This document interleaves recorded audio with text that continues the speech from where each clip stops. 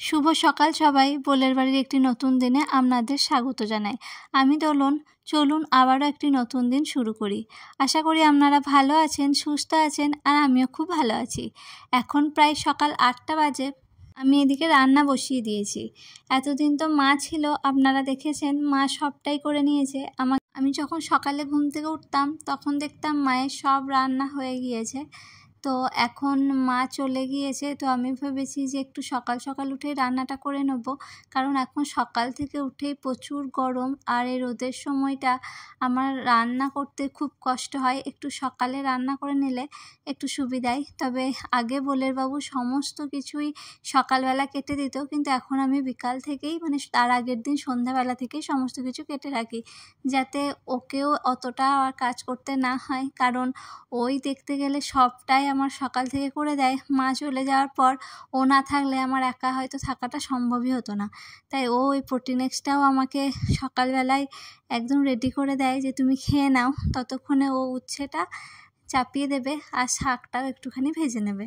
তো আমি এখন একটু ফ্যানের হাওয়াতে বসে রেস্ট নিয়ে নিচ্ছি, আর ও ওইদিকে উচ্ছেটা প্রায় চাপিয়েই দিয়েছে।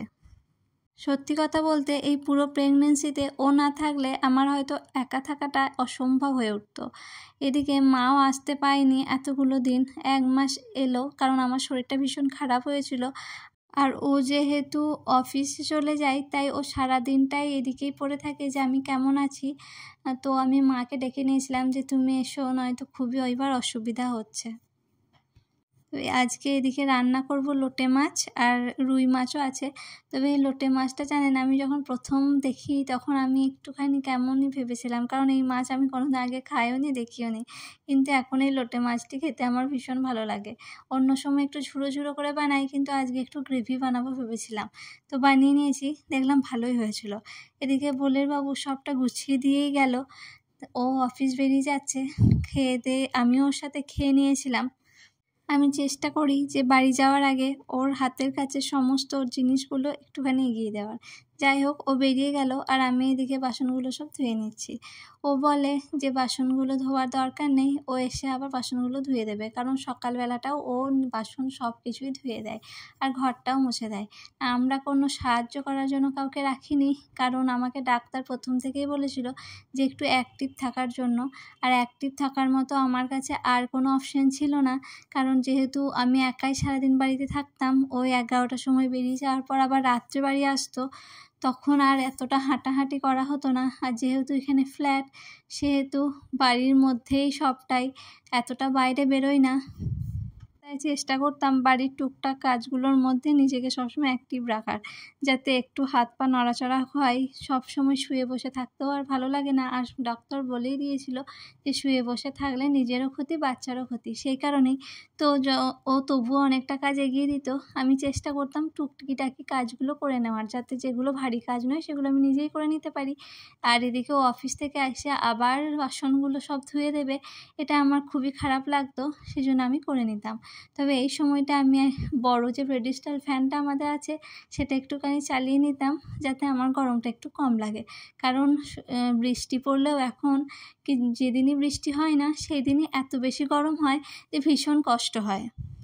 তবে সত্যি কথা বলতে এই প্রেগনেন্সির সময় আমি একটা জিনিসই খুব ভালোভাবে রিয়েলাইজ করেছি, যে মায়ের পরে যদি আরও কাউকে স্থান দেওয়া হয়, সেটা আমার হাজব্যান্ড ছাড়া আর কেউ নয়। কারণ এই সময়টাতে আমাকে ও এতটাই সাপোর্ট করেছে, এত বেশি আমার পাশে থেকেছে, সবটা হয়তো দেখানো সম্ভব নয় ভিডিওতে, কিন্তু ও যেভাবে আমাকে কেয়ার করেছে সেটা মায়ের পর হয়তো একমাত্র হাজব্যান্ডরাই পারে।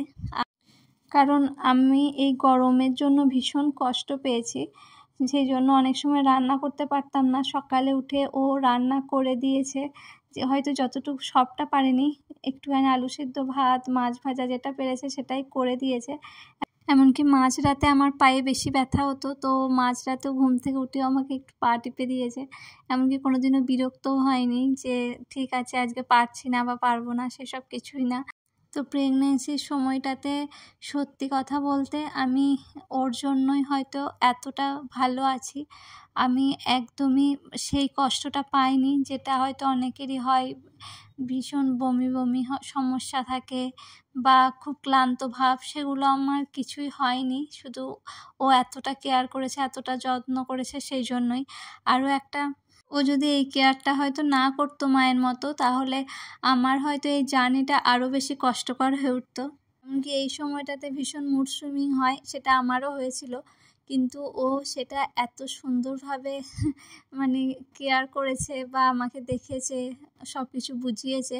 তো সেটা থেকেও আমি অনেকটা রিলিফ পেয়েছি। আমি অতটাও বেশি কষ্ট পাইনি। ও কখনো এই ভিডিওতে আসতে চায় না, সেই জন্যই আমি কখনো ওকে দেখাতে পারি না। তবে আমি ছোট ছোট মুহূর্তগুলো, এই স্মৃতিগুলো রেখে দিতে চাই ভিডিওর মাধ্যমে, যাতে আমি পরবর্তীকালেও দেখতে পারি আর এগুলো থেকেই যাই, কখনো এগুলো যেন মানে হারিয়ে না যায়। সেটাই আমার হয়তো মনেই থাকবে, কিন্তু তবুও আমি কিছু কথা, কিছু স্মৃতি সবটাই এই ভিডিওর মাধ্যমে রেখে দিতে চেয়েছি, সেই জন্যই আমার এই ভিডিওগুলি করা। অন্যদিন তো সকাল সকালে স্নান হয়ে যায়, কিন্তু আজকে একটুখানি লেট করলাম, কারণ ওকে বললাম সকালবেলা স্নান করতে হলে খুব তাড়াহুড়ো করে আমাকে করতে হয়, আর একটুখানি বেলা থেকে আজকে আমি স্নান করব আর মাথাতেও স্নান করব, সেই জন্য। তো তখন আর স্নান করিনি, ব্রেকফাস্ট করে নিয়েছিলাম। তারপর বেরিয়ে যাওয়ার পর তো সব কাজ কমপ্লিট করে এই মাত্র স্নান হলো। এখন ঘড়িতে প্রায় 1:45 বেজে গেছে, আর আমার খাওয়ার টাইমও হয়ে গেছে। খেয়ে নেবো। ভেবেছিলাম একটুখানি মসুরি ডাল করব, কারণ যেহেতু ডিমটা খাওয়া হচ্ছে না একদমই, সেই জন্য ডাল একটু বেশি খেতে বলেছে। তো ভেবেছিলাম, তো ভাবলাম যে অনেকটাই লেট হয়ে গেল, আর ডাল যখন করা হয়নি তখন থাকুক। আর একটা যেটা কালো রঙের মসুরির ডাল হয়, সেই ডালটাও কেনা হয়েছে। তো ওটাই ভেবেছি রান্না টান্না সব কমপ্লিট হয়ে যাওয়ার পর একটু করে রাখবো কুকারে, তো যাতে বিকালবেলা আমি মুড়ি দিয়ে ওটা খেতে পারি। আর এখন আমি লাঞ্চ করে নেব। এই যে আজকে রান্না হয়েছিল উচ্ছে ভাজা, শাক ভাজা, আর আলু দিয়ে, কচু দিয়ে, মাছ দিয়ে ঝোল, আর এদিকে লোটে মাছের একটু গ্রেভি। তো এখন যেহেতু মশলাজাত খাবার আমার খুব বেশি খাওয়া হচ্ছে না, খেলে শরীরটা খুব খারাপ করে, গ্যাস অম্বলের একটু ভয়ও থাকে, সেই জন্য আমি চেষ্টা করি ঝোল এসব একটু কম খাবার, ডালই খাবার। কিন্তু ডাল তো এখন আর করা হলো না, তাই আজকে একটু শুকনো শুকনো খেয়ে নিলাম। আর তারপর খেয়ে আমি একদম রেস্টে নিয়েছিলাম 2 ঘন্টা। তারপর সন্ধ্যাবেলা সন্ধে টন্ধে দিয়ে এই যে এই কালো মসুরি ডালটার কথাই বলছিলাম, যে মসুরি ডালটা আমি এখন খাচ্ছি, এটাতে নাকি বেশি একটু প্রোটিন আছে। আর যেহেতু ডিম খেলে আমার অসুবিধা হচ্ছে, তাই একটুখানি ডালই বেশি করে খেতে হচ্ছে এখন। আর এদিকে সন্ধ্যাবেলা মুড়ি টুড়ি খেলাম। আর রাত্রে বলে বাবু একটু চিকেন নিয়ে এসেছিলো, চিকেনটা রাত্রে ওই করেছিল, কারণ এখন চিকেনে আমার ভীষণ গন্ধ লাগে, তাই রুটি। আর এখন খাবো চিকেন, তবে চিকেনের এতটা গ্রেভি আমি খাবো না, আমি শুধু একটা চিকেন দিয়েই খেয়ে নেবো, কারণ এখন গ্রেভি খেলে আমার ভীষণ অসুবিধা হয়। আর চিকেন স্টুটা আমি একদমই খেতে পারি না, খুব গন্ধ লাগে, সেই জন্য এরকম করে খাওয়া। তবে যাই হোক, ভিডিওটা আমি আজকে এখানেই শেষ করে দিচ্ছি। দেখা হবে পরের একটি ভিডিওতে। ততক্ষণ আপনারা ভালো থাকবেন, সুস্থ থাকবেন, আর আজকের মতো বাই।